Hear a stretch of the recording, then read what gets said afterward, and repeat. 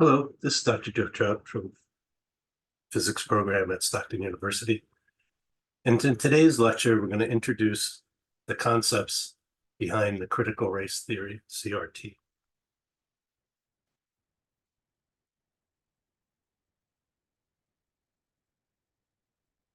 So we'll talk about the origin and developments of CRT and the founders and key scholars.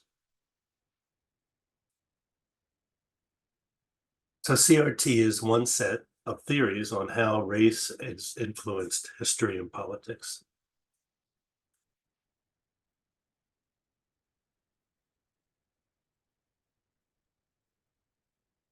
Critical race theory, CRT, is an intellectual and social movement that examines the relationship between race, law, and power in the United States.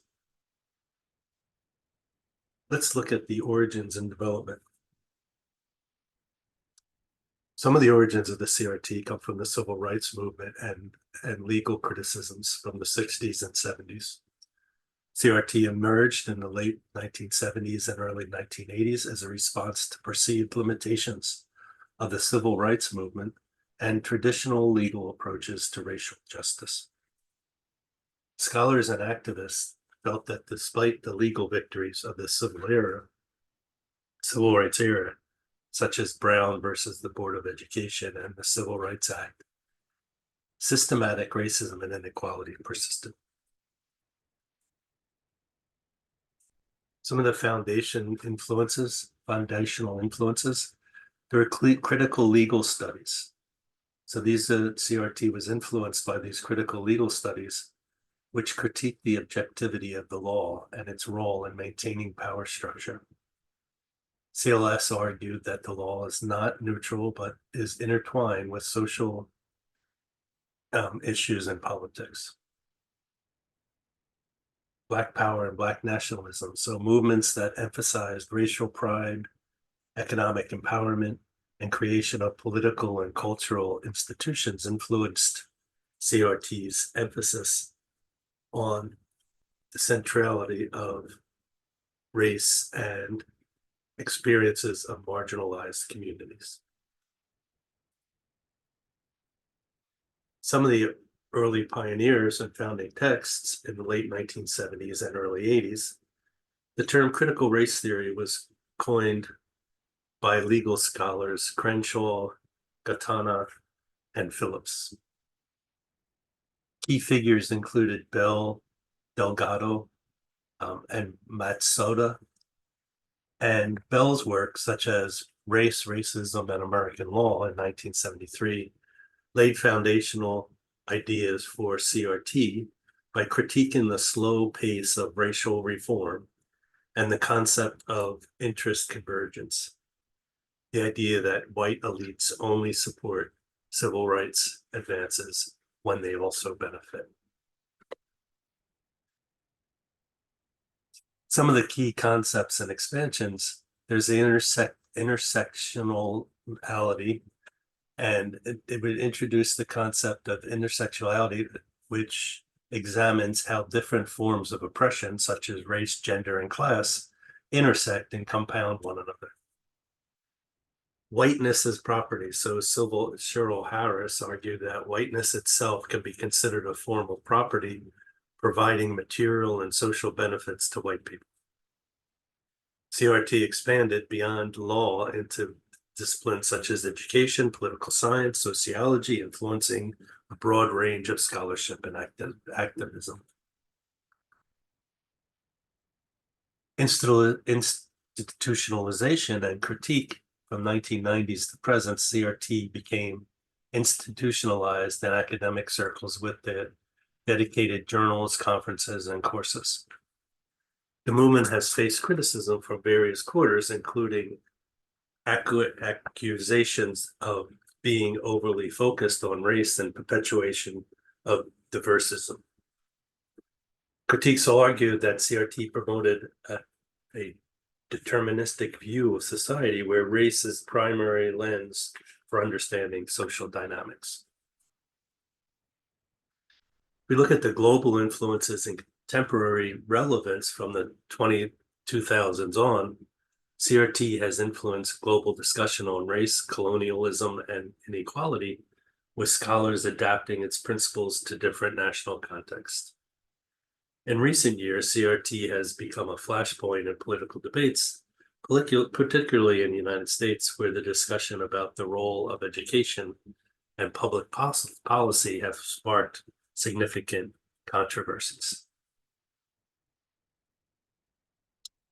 If we look at some of more of the key contributions and impact, there was legal reform, so CRT has influenced legal scholarship and practice, contributing to critical perspectives on issues such as affirmative action, voting rights, and criminal justice reform. Educational theory, so CRT has deeply impacted the field of education, given rise to critical race pedagogology, which addresses how race and racism shape educational structures and experiences. It's also public discourse. So CRT have brought discussions about systematic racism and privilege into the mainstream public discourse, challenging individuals and institutions to confront uncomfortable truths about racial inequality. Overall, critical race theory has developed from its origins as a critique of civil rights law and legal practice into a broad and influential framework for analyzing and challenging racial inequality and various aspects of society. Some of the basic tenets of CRT. So the central idea is racism as an ordinary interest convergence, social construction of race, intersectionality, and voice of color. Overall, critical race theory has developed from its origins as a critique of the civil rights law and legal practice into a broad and influential framework for analyzing and challenging racial inequality in various aspects of society. Critical race theory encompasses several foundational tenets that guide its analysis of race, law, and power. And here are the key principles. The centrality of racism and race. So race and racism as an endemic, and CRT feels that the racism is a permanent and persuasive feature of society, deeply embedded in the legal systems and social institutions. CRT challenges the notion that racism is an aberration, arguing instead that it's ordinary and normal. There's a challenge to the dominant ideology. So critique of liberalism, CRT critiques the traditional liberal emphasis on incrementalization and color blindness and mediocrity and neutrality.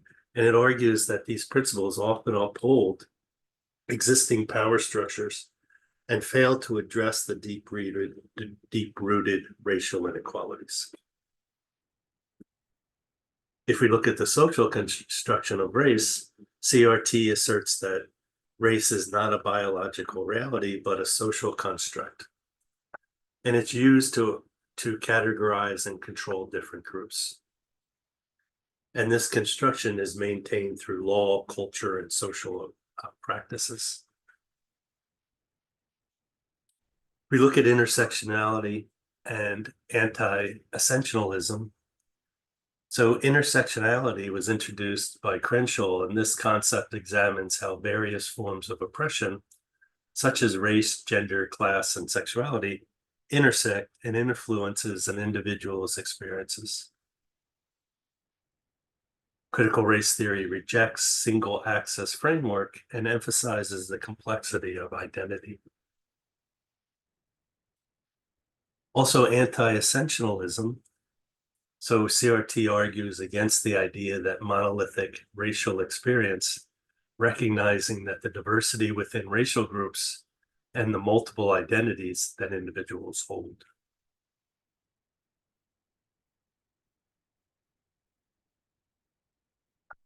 So once again, CRT encompasses several foundational tenets, and the guides guide its analysis of race, law, and power.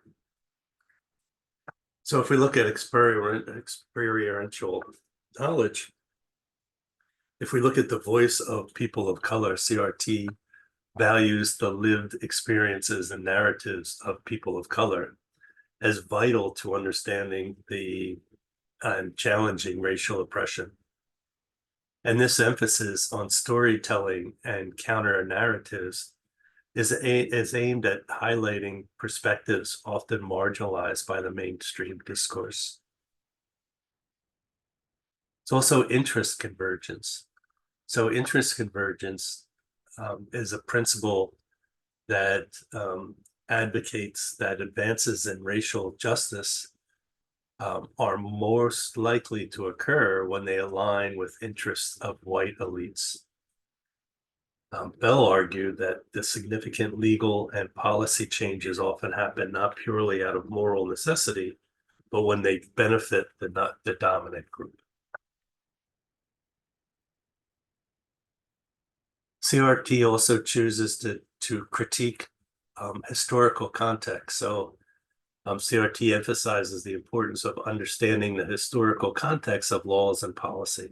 And it examines how historical events and legacies of slavery, segregation, and colonialism continue to shape racial dynamics.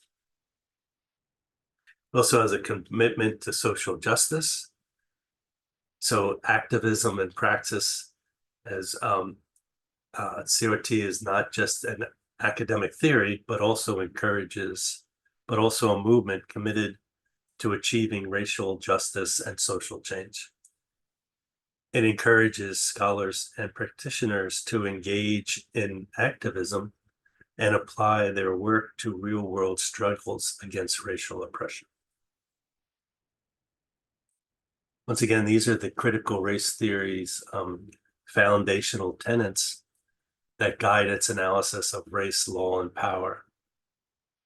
So we have an interdisciplinary approach. So there's an interdisciplinary method. CRT draws on a wide range of disciplines such as law, sociology, history, literature, and more to analyze and address issues of race and racism. This interdisciplinary approach enriches its analysis and application. So by integrating these principles, critical race theory provides a comprehensive framework for understanding a challenging and systematic nature of racism and its impact on various aspects of society. And it's one theory and one way of looking at these interactions.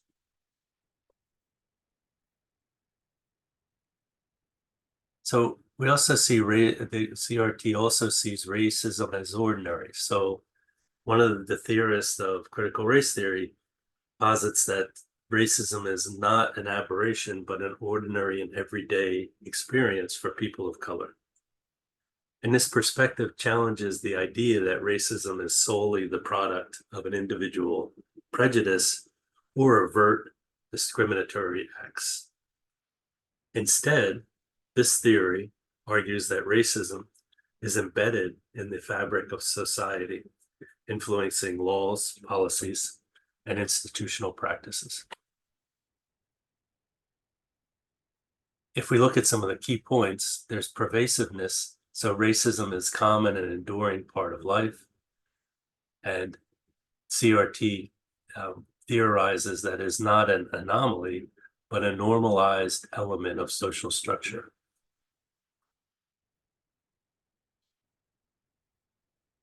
CRT also theorizes that racism is ingrained in the legal system, economic policies, educational frameworks, and other societal institutions. And this structural nature means that discriminatory practices are often subtly embedded within the regular operation of these systems. And it makes it harder to identify and address them.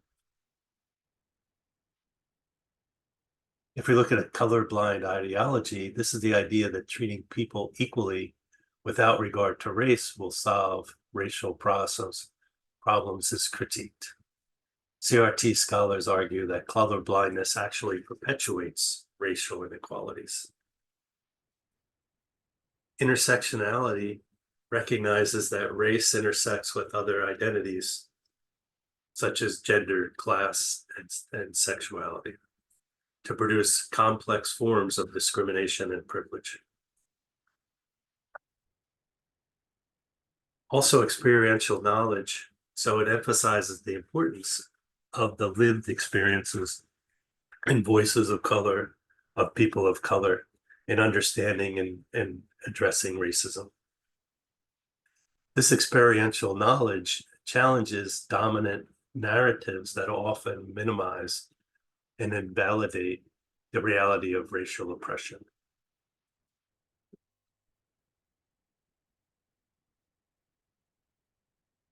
The theorists of CRT uh, believe that there's certain implications. So one of them is policy and reform. So addressing racism requires more than changing individuals' attitudes. It necessitates comprehensive reform in laws, policies, and practice. In education, if they feel that educating about racism involves acknowledging its structural roots and ways it manifests in life. And the legal framework, so legal systems and practices must be scrutinized for embedded biases that perpetuate racial disparities. Some examples used by the theorist of CRT is that criminal justice disparities in sentencing, racial profiling, and over-policing of communities of color demonstrate how racism is embedded in the criminal justice system. In housing, the historic and ongoing practices of redlining and discriminate lending practices highlights how racism shapes access to housing.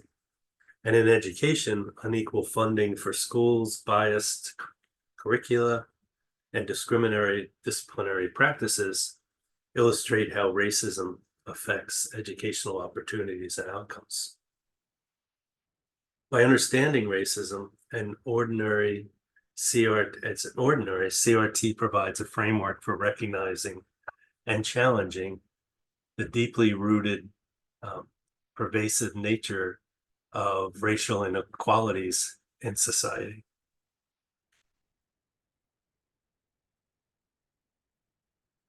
If we look at interest convergence, it is a key concept in the critical race theory, and it introduced by Bell.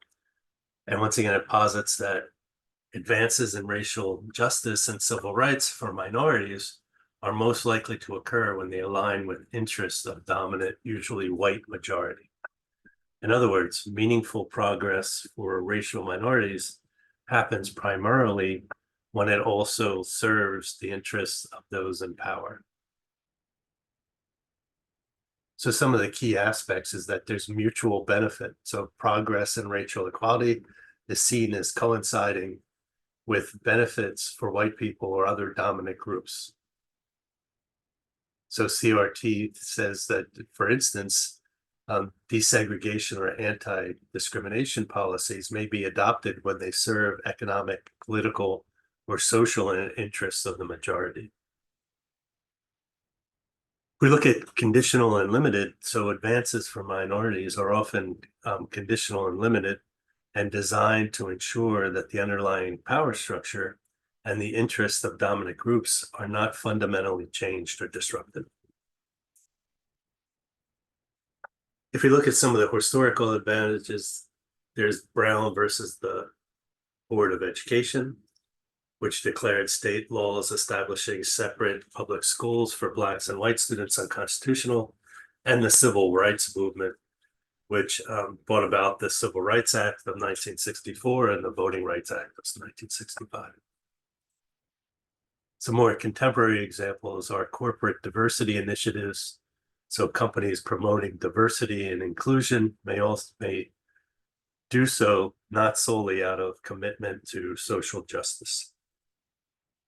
And policy reform. So CRT believes that legislative changes in areas such as policing and criminal justice reform often gain traction only when there's a widespread public outcry or when they're shown to benefit the broader society.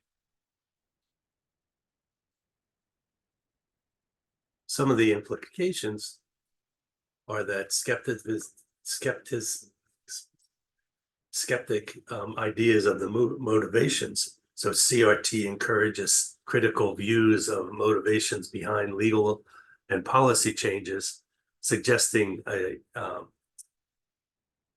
that once again, this is done to benefit the greater community. Only when it's to benefit the greater community. There's also strategic advocacy. So understanding the interest convergence can help activists, and policymakers craft strategies. And limitations of progress,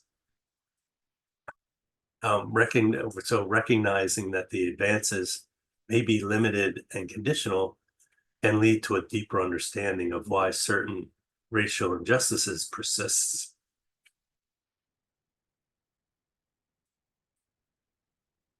If we look at the social construction of race and within the concepts of critical race theory, is the idea that race is not biologically inherent, but rather a concept that has been created and developed by societies.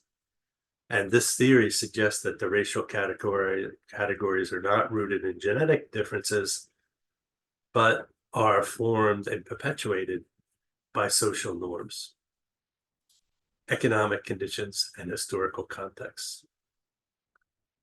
So if we look at the historical context, this is the concept that of race has evolved over time in different historical periods and regions, and racial categories have been defined and redefined to serve specific social and political agendas. For example, during colonialism and the transatlantic slave trade, racial categories were created to justify the exploitation and oppression of certain groups. If we look at the cultural and social norms, racial categories were shaped by cultural beliefs and social norms, and what constitutes a race and the significance attached to the different races may vary greatly between societies. And these norms influence how people perceive race and how they categorize one another. There's also economic and political factors.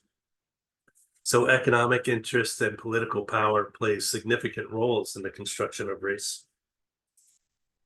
And laws and policies often reflect and reinforce racial categories to maintain economic hierarchies and political control.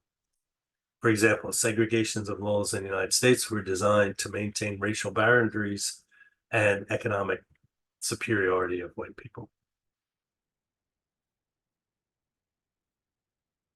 Also, the concept of race intersects with other social categories such as class, race, class, gender, and sexuality, further complicating how race is constructed and experienced. It highlights that individuals experience race differently based on their unique social positions and identity. You can also look at the scientific critique. So modern genetics has shown that there is more genetic variations in so-called racial groups than between them. And this undermines the notion of distinct biological races. Scientific critiques emphasize that the physical differences used to define races are superficial and do not reflect deeper biological differences.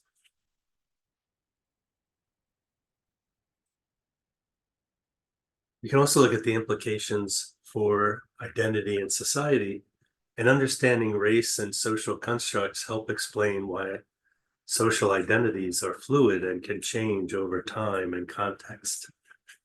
It also reveals that power dynamics involved in racial categorization and how categories can be challenged and transformed. There's also a contemporary relevance, so discussions about social construction of race are crucial in contemporary debates about race relations, racism, and social justice. It recognizes that race and social construct can lead to more effective strategies for combating racism by addressing the underlying social and institutional structures that perpetuate racial inequalities. So the social construction of race is the idea that race is not biologically inherent, but is rather a concept that has been created and developed by societies. And this theory suggests that the racial categories are not rooted in genetic differences, but are formed and perpetuated by social norms, economic conditions, and historical contexts. Here are some key points about social construction of race. And the social construction of race theory emphasizes that race is socially and historically contingent concept rather than a fixed biological reality. Understanding this can help address and dismantling systematic racism and promoting a more equitable society.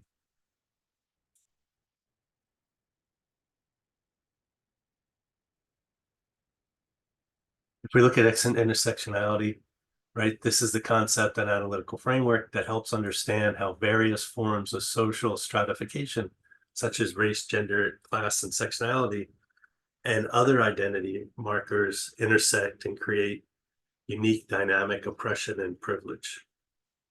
And let's look a little deeper into this. So if we look at the key concepts, there's the interconnected oppressions. So recognizes that people experience oppression in multiple and intersecting ways. So for example, a Black woman might face racial and gender discrimination simultaneously rather than separately. There's also unique experiences. So emphasizes the experiences of individuals in an intersection of multiple social identities and are unique and cannot be understood by examining each identity in isolation. So for example, a lived experience of a Black lesbian woman is distinct from that of a Black heterosexual woman or a white lesbian woman.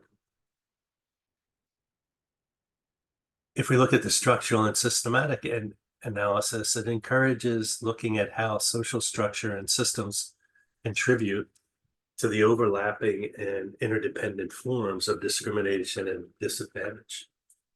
And this involves examining laws, policies, and institutional practices.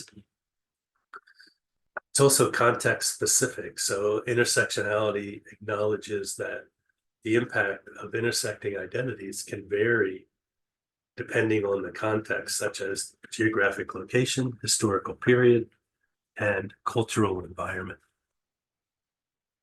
So if you look at some of the applications, for instance, policy and law, so intersectionality can inform more inclusive policies and legal frameworks that constitute the diverse and intersecting needs of marginalized groups. Also, social activism uses intersectionality to build coalitions along different social groups or social movements. If we also look at research and academia, right, scholars apply intersectionality to analyze how different forms of inequality are produced and maintained. If we look at public health professionals use intersectionality to understand and address health disparities by considering how social determinants of health, like poverty and discrimination, intersect. The impact is an increased awareness. So intersectionality has raised awareness about the complexities of identity and inclusive practices. So organizations and institutions are increasingly adopting intersectional frameworks to create more equitable environments. And empowerment. By highlighting the unique experience of marginalized groups, intersectionality empowers individuals and communities to advocate for their rights and needs in summary. In summary, the intersectionality provides a vital framework for understanding and addressing um, complexities of social inequality. It highlights the importance of considering multiple intersecting identities and systematic nature of oppression, ultimately advocating for a more inclusive and equitable approach to social justice. The thesis of the voice of color is a foundational concept to the critical race theory, and it emphasizes the importance of the perspectives and experiences of people of color in understanding and addressing issues of racism and social justice.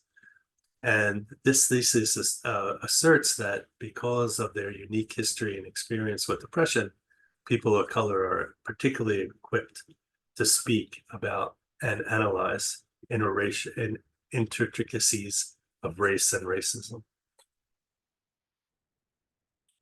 So some of the key aspects are experiential knowledge. So the lived experience of people of color provide valuable insight into the nature and impact of racism. And counter narratives. So the voice of color thesis supports the creation and dissemination of counter narratives that challenge dominant societal narratives. Authority and credibility. So people of color, by virtue of their direct experience with racism, possess a certain authority and credibility in the discussion about race. And diversity of perspectives. So why the voice of color thesis values the perspective of color people, it also recognizes that the diversity within these communities. So some of the implications are inclusivity and dialogue. So it calls for a greater inclusion of diverse voices, policy and practice. So policies and practices should be informed by the experiences and insights of the most affected by racism, and challenging dominant narratives. So the voice of color encourages questioning and challenging dominant narratives. Some examples are legal analysis, education, and media representation. So some of the applications of critical race theory, right? The critical race theory is used in traditional legal approaches, traditional critical race theory's critique of traditional legal approaches. So you discuss that the idea of color blindness and neutral principles and meritocracy.